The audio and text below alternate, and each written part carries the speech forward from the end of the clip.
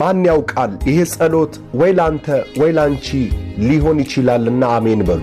እግዚአብሔር ምዕራፋችሁን ይቀይርላችሁ። የማጣት ምዕራፍ ያብቃ። የመጎዳት ምዕራፍ ያብቃ። የብቸኝነት ምዕራፍ ያብቃ።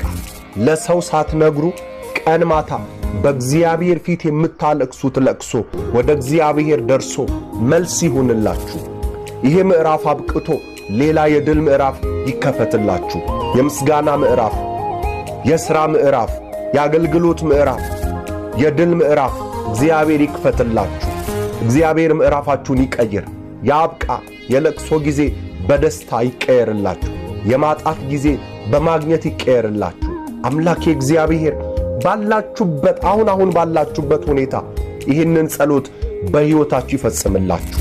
ምዕራፋችሁን እግዚአብሔር ቀይሮ ወደ ድል ያብቃችሁ።